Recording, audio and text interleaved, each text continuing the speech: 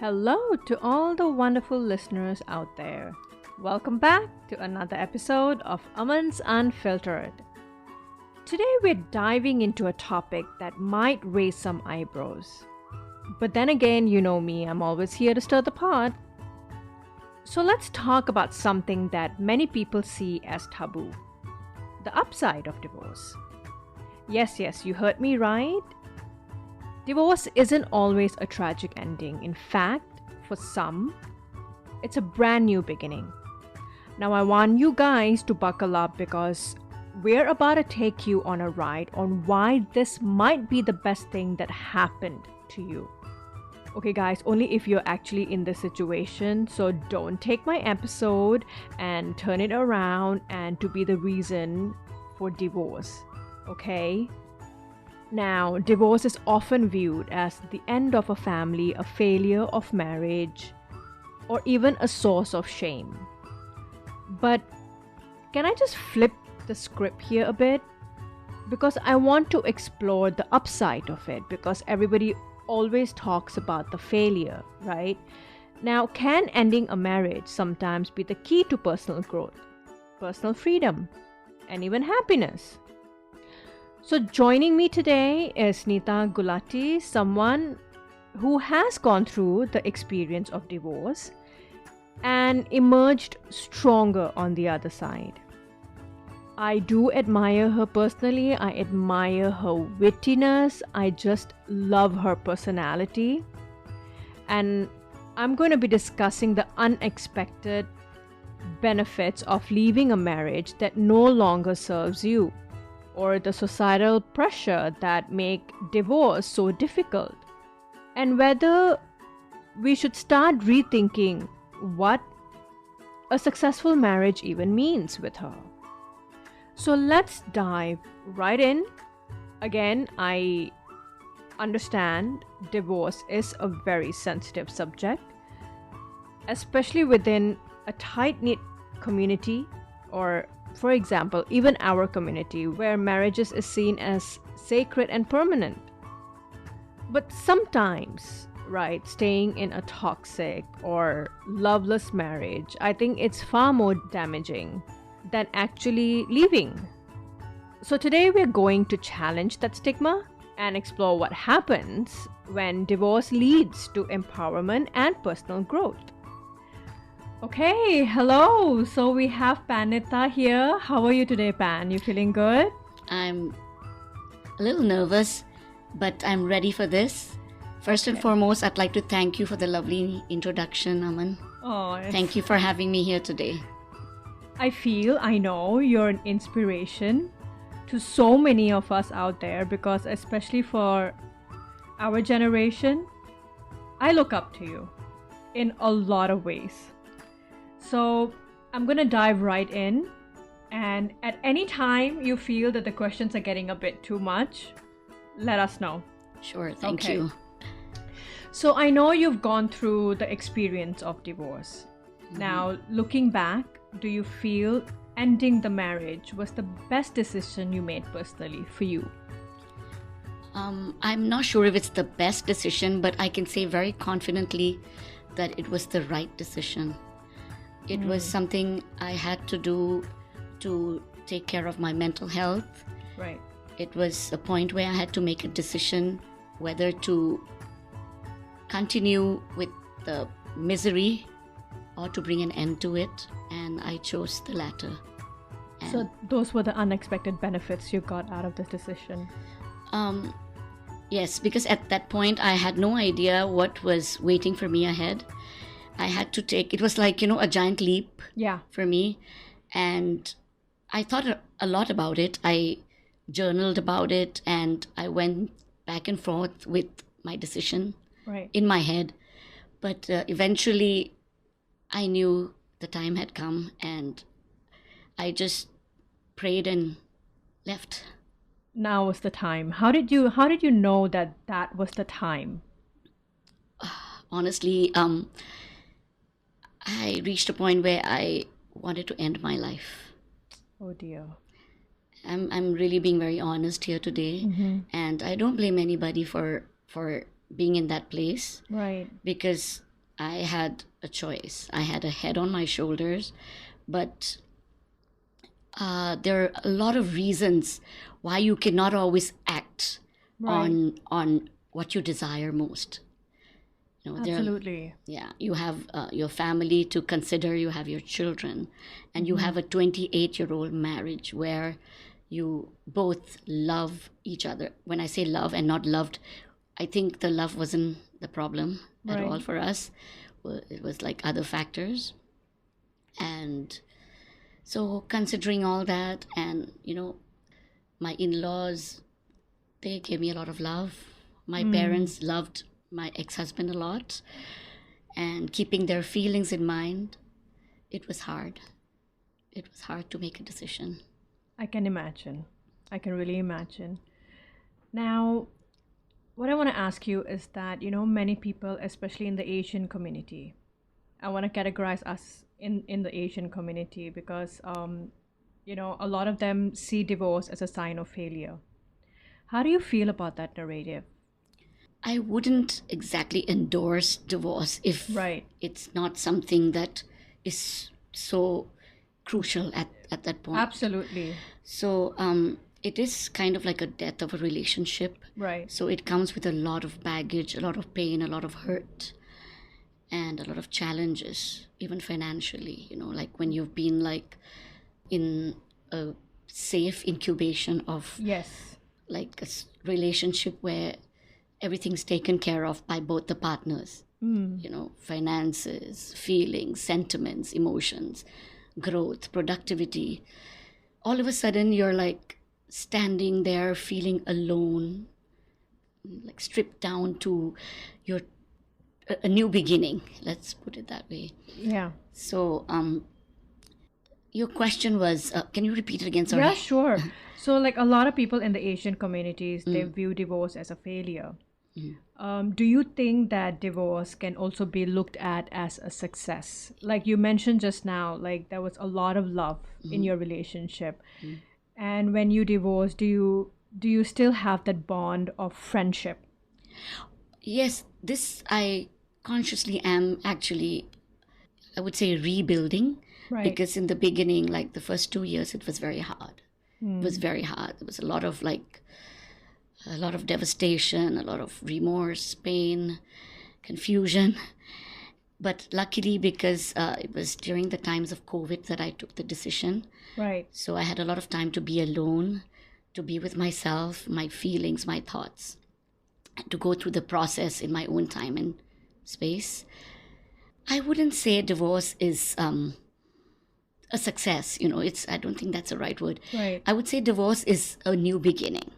Yes. Like, when doors close, another one opens. another one opens. I would say divorce is another door. Okay, so earlier we spoke about the success of it, right? Now, I want to know about the bond. Do you think the bond of this relationship of any sort still exists? There's certainly no bond per se. It's kind of fizzled through the healing that I did. And of course, time is a big factor that helps you kind of Yeah. get over things and move on. But we did weave a lot of memories together over the years. So that is still there as my past. Yeah. And as for being friends, we are definitely not friends. We were never friends when we were together as husband and wife. So Okay. why get all delusional and pretentious? Now our children are adults, and I'm grateful that we can both finally come together and co-parent them dutifully with maturity and grace. Right. We relate to one another with respect and responsibility as co-parents, keeping our children's best interests and well-being at heart. We have common friends. We do go out for dinners and all together. Yeah. And I look at him as the father of my children. Okay. How does it feel when you guys still go in as a group? Like, Initially, it was very hard. I would cry every time I came back. I would even, throw up oh God, that must have been tough. and have sleepless nights after. But then I started with explaining to myself that one final day I had to sit with him on the same table when our kids would get married.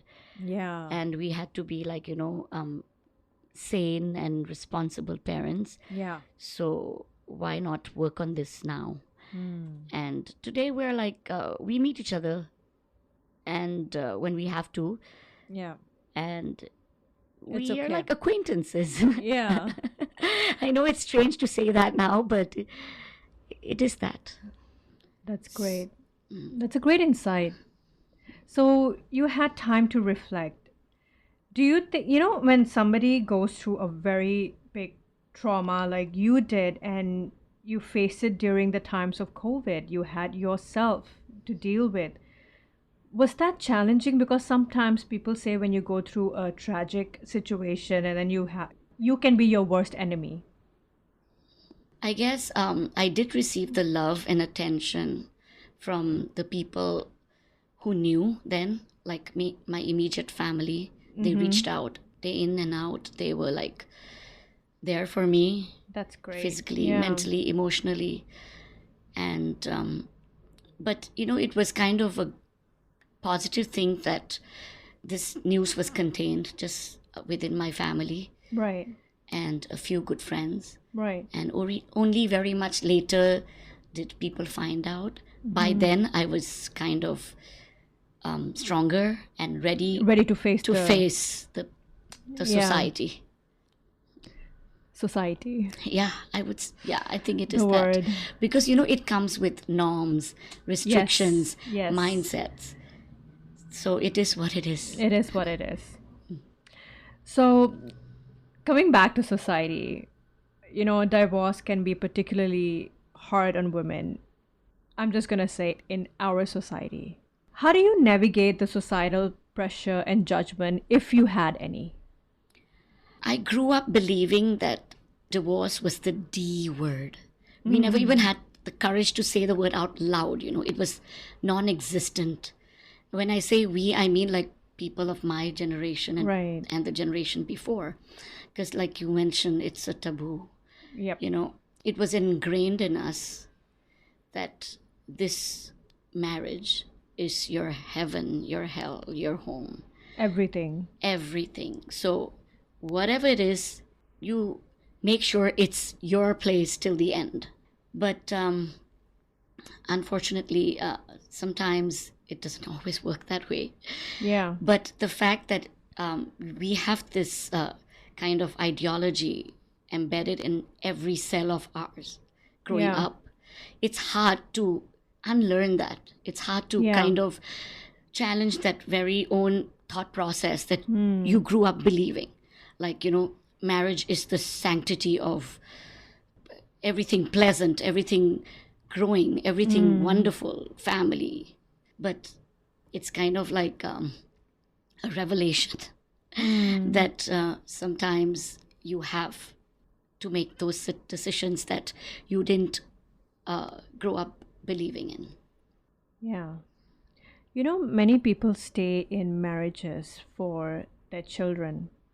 And I know a lot of people who stay for the sake of their children, thinking that the children need both the parents.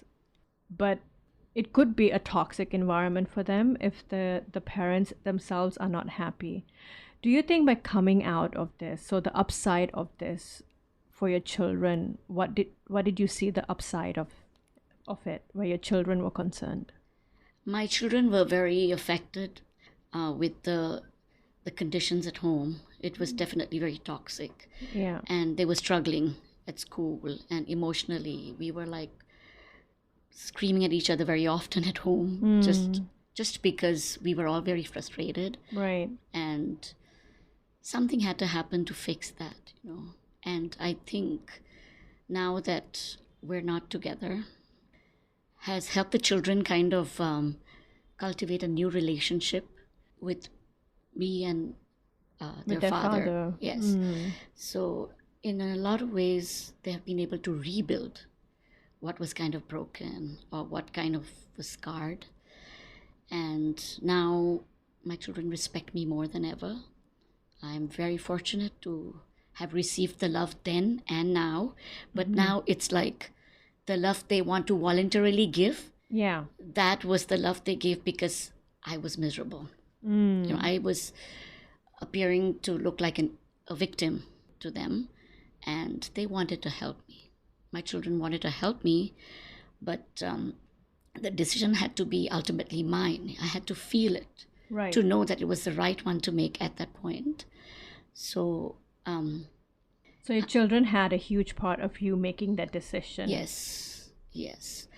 And I wouldn't say they were biased or partial to any parent, but at that point, I think they knew I needed them more, and they stood by me through thick and thin.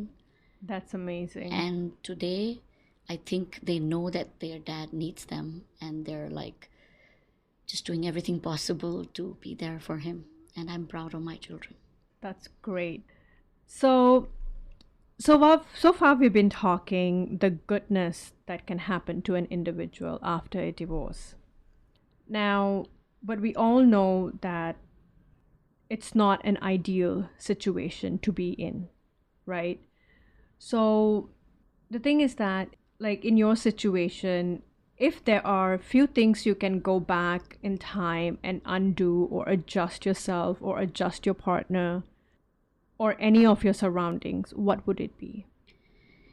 I don't think I would want to do any of that because that was my mission my entire life. My mission was to try to change things, to make sure like I could bring about something to the table that would want him to change as a husband and that would make me a happier wife. I think that was the hope I clung on to throughout.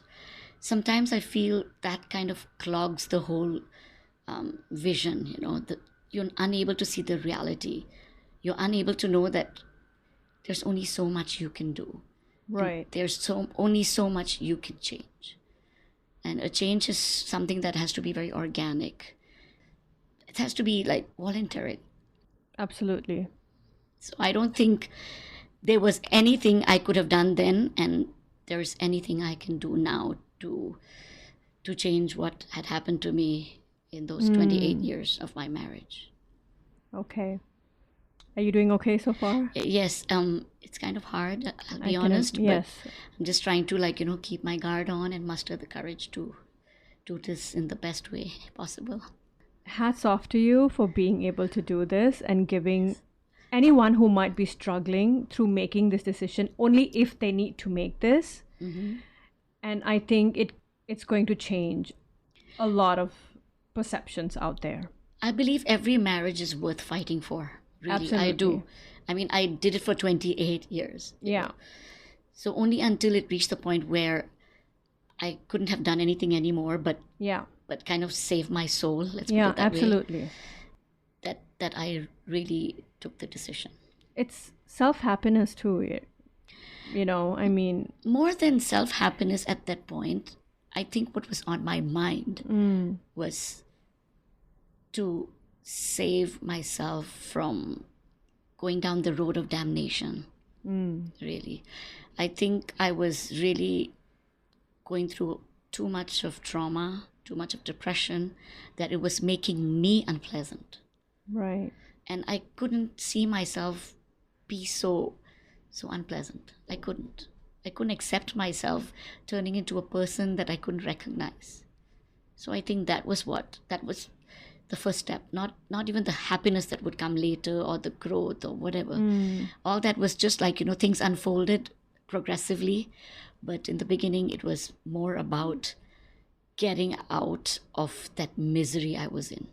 That terrifying place of self-loath. Wow. Okay. I want to ask this question, and I know it's quite a tough and sensitive one, only if you're comfortable with it, Sure. Of course. So a lot of the time, like you mentioned before, financial pressure is a deciding factor.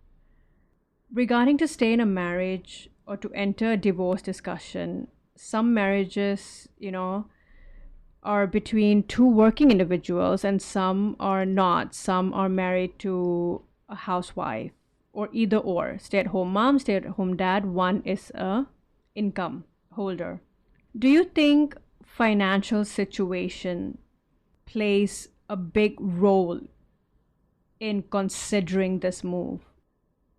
Honestly, when I made this decision, we were not in the best financial situation. Mm-hmm. But it was for a long time that it was happening already. So Mm-hmm. this was not really a trigger. Right. But just to make things a little bit more transparent here, Mm-hmm. yes, we were going through a financial crisis. Mm-hmm. We were losing everything we owned at that Right. point. When I say everything, we lost our home, we lost our hotel, our businesses. We lost my powerhouse studio, the studio I was running.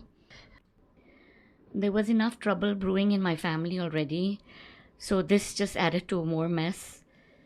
My children reassured me then that the studio was irrelevant. Like I was powerhouse and I could do this.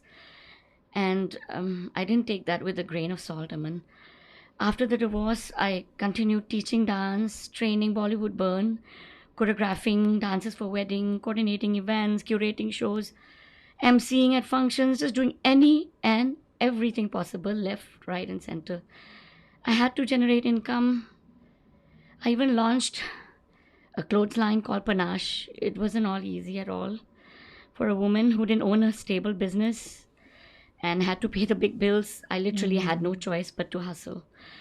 And on the onset of menopause, being such a menace, it was really, really draining, very cumbersome.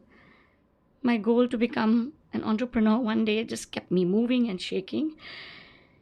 I have to become a badass boss one day. I have to, Aman, because for a woman, you got to find your mode of survival. And I have yet to experience that complete sense of self worth. Every woman should be raised to feel complete and enough within herself, to be self sufficient. There's no denying that in our world, men are still alpha as breadwinners. And it's all cool. But, and kudos to them for being the main providers. But if things were to go downhill for a woman, she should be able to take care of herself financially without feeling any lesser. It's very essential. Yeah, that's for sure. Like when I knew you back then, I know you now. I've always looked at you as a badass. Really? Yeah. I'll take that as a compliment. Please do. Yeah. Like I think I'm a badass. Yeah. But like I said, I've looked up to you quite a bit, and during those times when you stopped Powerhouse, we used to have a dance sessions here at Yes, the fifth yes, floor, yes. and President Park and stuff, and you had your thing. COVID was quite kind to me. I think you were kind to people during COVID. You gave other people a reason to be like, "Hey, มันต้องมีอะไรทำ," So yeah, I think Yes. you're good. You're good where you are. Yeah, but I just feel like, women, we should be more empowered that way. We have to be raised to believe more in ourselves, and also to be ready for anything that we face in life. No, I think today women in general already have that perception. Right. But before, they might have not. But I think it Yes. was gradually getting there. And I think now we are, where you say women are. And yeah, I think we're good. Yes. Right? Yes. Okay. Do you believe that people cling on to the idea of marriage even when it's long past its expiration date? Well, I was told by a fortune teller that my marriage was meant to be for only 21 years. So I think... So you clinged on another 7 years. I mean, I got to know this much later. Right. And I didn't even ask. She guessed it. She just made it. And I thought like she was pretty brilliant with making that assumption or whatever it was. So things got pretty bad after I was 40. Right. Maybe because the children had left for university and I had more time to myself and I wanted to explore myself, and I guess a lot of things changed in the equation of our marriage because I became more vocal. I kind of stood more by my grounds, and I left this marriage at the age of 48. So it took me 8 years to reconsider, do the math. Weigh the pros and cons, the Yes, options, live and everything. relive it and try to also kind of pacify, fix things. So the process of in and out in my head was going on for 8 years. That's a long time. Yes. How did you feel in those 8 years? Well, like in those 8 years, which was the point where you knew you were done? When I attempted suicide. Yeah, it wasn't once. Not proud of myself. My children were aware, and I'm so apologetic to them because I don't think anybody deserves to go through that. And I should have made the decision early on because maybe I would have saved my children from going through that traumatic discovery. But you're happy now. I'm happy now. I'm still a toddler. It's only been 4 years. A toddler. I like that term. Toddler of divorce. Yes, I'm learning to walk on my own, be on my own. I have been blessed with opportunities to travel alone. I get so jealous. Are you kidding me? All she does is travel. All I see her IG post. I have to thank my children for this because they've always been like, I wouldn't say pushing me. They've been encouraging me and telling me, Mom, if anybody can do this, it's you. And it just started with local trips. Yeah. You know, Krabi became like hiking Cambodia. on your own. Yes, and, you and know, then Spain, Portugal, Yeah. Croatia, Munich. I went to the Oktoberfest on my own alone. That's crazy. I would Yes. love to do that. I had a blast. I had the time of my life. Also, you must understand, people from my day and age, we never had exposure to anything like this. Traveling on our own, going abroad for education, fending for ourselves. No, we had boundaries of being in a family and going to another family. I never dated before I got married. Mm-hmm. Yeah, my children really encouraged me to go out and about and experience that life that I never did before I got And married. how's that been so far? It's been great, but maybe it's not exactly what I want. I mean, I did go out, have some fun, to be honest, since it's like unfiltered here. Yeah, absolutely. I have some very unfiltering questions about this later. I did. I had my share of fun, and I had a lot of healing experiences that I went through. Got to know a lot Very of new important. people. Yeah. But it's been a very elevating process, I would say, these 4 years. Yes, I've had moments of like, a few downfalls again, but then I was able to pick myself up, breathe, and continue. Like you said, you're the still journey. a toddler. You're still... Yes. Yeah. But I'm not where I was 4 years ago. Definitely not in terms of mental health. No. You look great. Like, for someone in your age or in your situation, I think you've held yourself so high, and I don't think anybody dares to point a finger at you or say anything because you walk with grace. I guess I have to give credit also to the warmth that was created around me by my family, my sisters, my parents. I have the best parents in the world. They didn't question me. I just had to tell them whatever I could, and they listened. They heard me out. Mom and Dad, I am comfortable on my own and doing this on my own, and I love the care that you want to give me and continue giving me, but do it from a distance because I need the space to know how it is that I can be better. I had no answers then. I needed to find out those answers. Yeah, you need to find them. My sisters have been very giving, very loving, always there. And my friends, trust me, I have the biggest circle of friends, and all of them, I can't count, all of them have been so forthcoming. That's amazing. And another thing that I'd like to mention, my in-laws, my ex-in-laws, I didn't burn any bridges with them. Wow. They were very supportive. They meet me with a lot of love. They've always given me blessings. They've invited me to places that are appropriate for me to be. I'm very thankful for that because it's made my journey so much easier. So much easier. Not every divorced woman in Bangkok has enjoyed that privilege. Yeah. That's liberating too. It is. So, like, I wouldn't want to take the credit alone that, it was a walk of honor for me. No, it was a lot of support that I received from everywhere. That's really important. I'm one of the lucky ones. So happy to hear that. Thank you. So tell me, how's this freedom been for you? Yes, it's been very Finally single. rewarding in a lot of ways.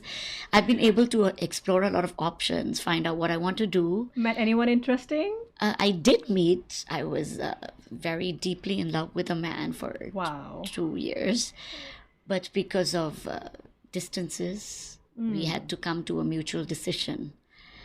I wouldn't say we broke off. We just decided to tell each other that if life ever changes its plans and makes this easier for us, then it'll happen. But for now, let's call it quits because we really can't do anything about the distance that we have. I'm not moving to Vancouver. He's not moving to Bangkok. And bless that relationship because it was the first time I actually fell in love at the age of 49, almost 50. Yeah, and I'm 52 today, and I know how it feels to fall in love. I'm having goosebumps. Yes. I don't mistake me for saying this, that I didn't fall in love the first time. I grew to love my ex-husband with time. I grew to love. It was an arranged marriage. An arranged marriage. That's what happens in arranged marriages. Yes. You grow into loving someone in a relationship. Yes. And a fact is a fact. You know, you can glorify it as much as you want to. When No, you it's don't not know a love at first person, how sight. can you fall in love? Exactly. Yeah, with him. So, or maybe the spark, grew through time. Yeah. It was never there, Yeah. It was something that came with us having children together, taking care of each other and all. But this time I got to feel something that was different, butterflies in the stomach and, ooh, what's happening to me? And I felt young, I felt vulnerable. It was a wonderful feeling. Great. Okay, we're coming to the tail end of our conversation. Are you happy Am I happier? that it's ending? This is conversation? ending? No, I think I can go on and on. You I'm can? a very expressive human being. Yes, you are. I love the stage. I love a platform where I can shine or share.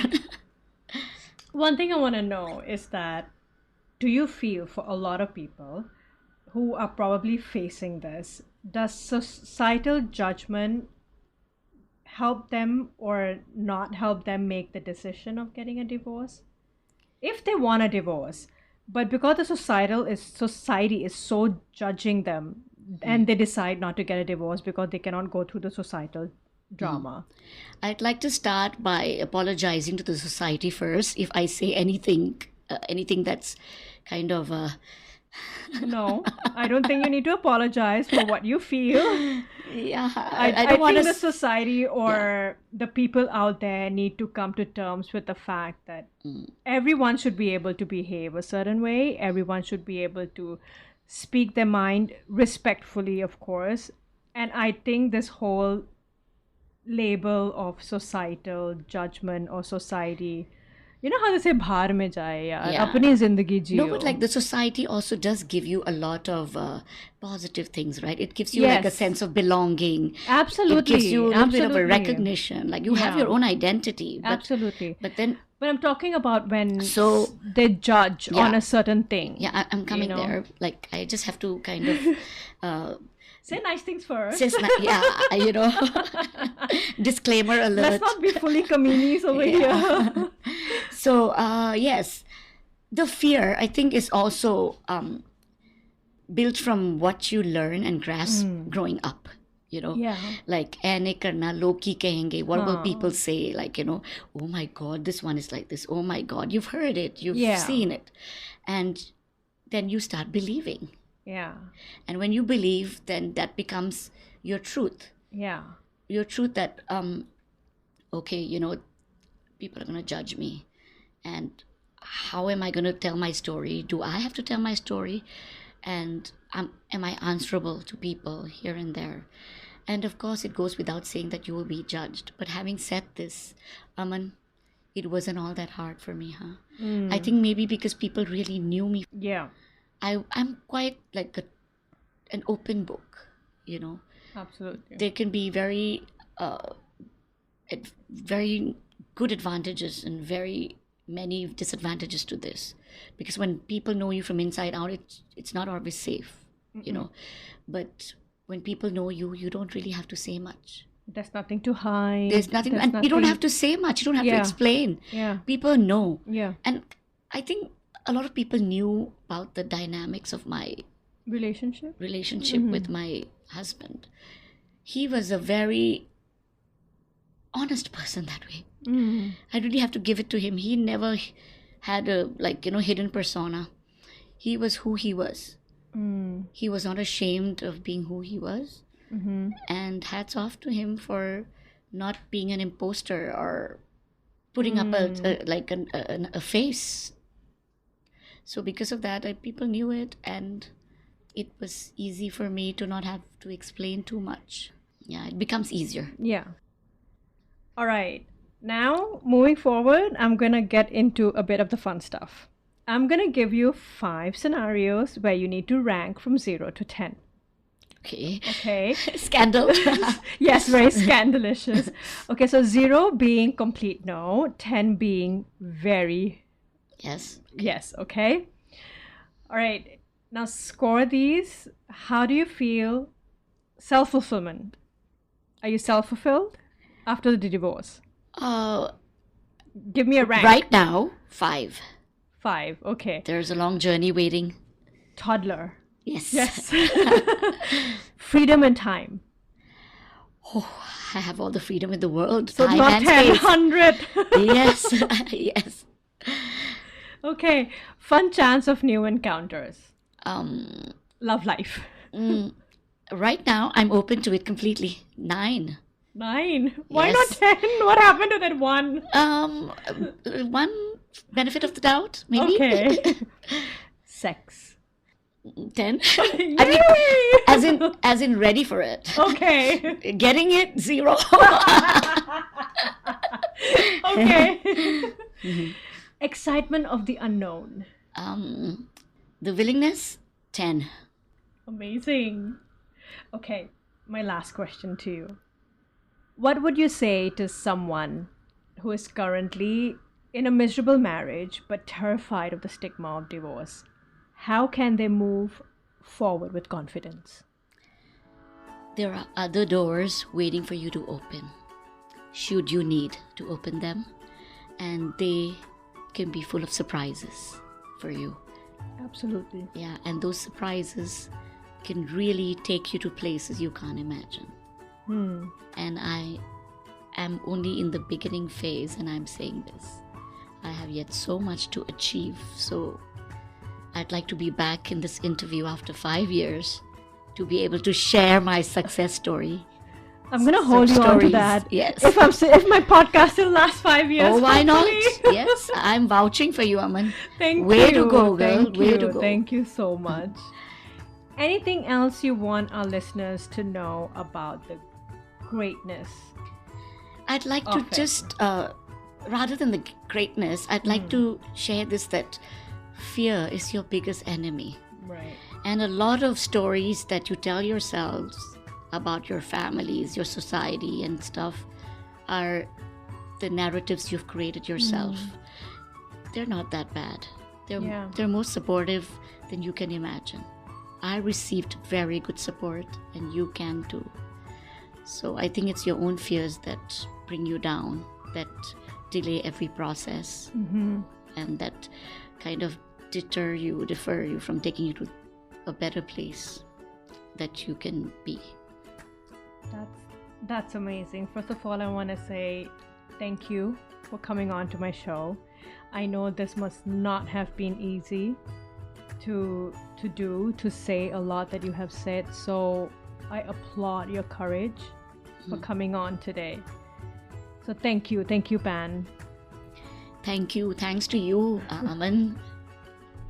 Thanks Anytime. to you, really. Yeah. Anytime. Yeah, and I'd like to kind of apologize if I said anything that was inappropriate, that would kind of directly or indirectly affect anybody in a negative way.